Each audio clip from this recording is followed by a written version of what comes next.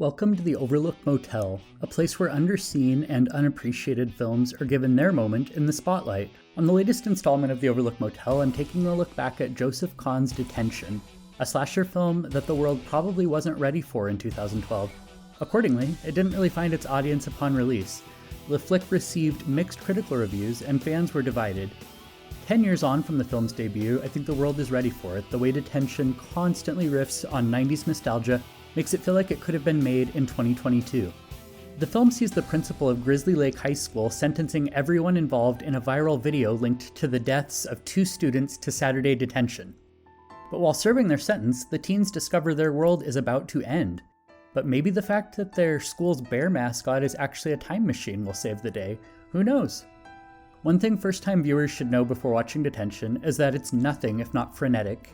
Kahn got his start directing music videos, and that much is apparent in Detention. The flick is fast-paced and manic like a music video, and if you don't keep your eyes glued to the screen, you're sure to miss something. The storyline is overly complex and circles back around on itself in such a way that you almost need a map to put the pieces of the fractured timeline together. But that isn't due to sloppy filmmaking. The complexity is very much by design, and it feels perfectly suited to the chaotic nature of the narrative. Just like the teenage brain, this film moves 90 miles a minute. Between the complex timeline, the constant barrage of one-liners, the meta in-jokes, and the slasher film sendups, one couldn't possibly digest everything this film has to offer in a single visit.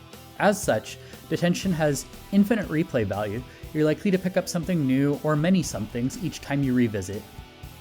The picture's hyperactive pace is complemented by a soundtrack that really slaps. Did I say that right? I think I did. The audience is treated to a series of nostalgic faves ranging from Hole to Goldfinger and everything in between. And I really do mean everything. If ska, punk, or grunge isn't your genre, there are also plenty of songs from the teen pop-tarts of the 90s to satiate your nostalgic quotient. Just about anyone that grew up in the age of Nirvana is likely to dig the carefully curated musical accompaniment featured in Detention. In addition to a great soundtrack, the film also scores points by subverting expectations at every turn, instantly dispatching the character the audience likely expects the film to center on and subbing in Riley, a bit of an outcast that hasn't quite figured out where she fits in. That unexpected turn of events pays off in big ways. First, the audience quickly learns that anything can happen and no one is safe in this film.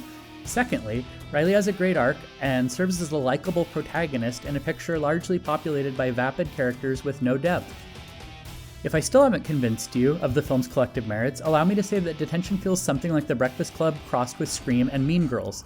It's a loving send-up of slasher films and teen movies that delights in reveling in the very same tropes it simultaneously is lampooning. If Detention sounds like it may be up your alley, it is available as a digital rental and on physical media as of the publication of this post. I would highly recommend giving it a shot if you dig meta horror and have a soft spot for teen films. If you make a point to check Detention out, please be sure to let us know your thoughts in the comments section below, and we will see you next week on the Overlooked Motel.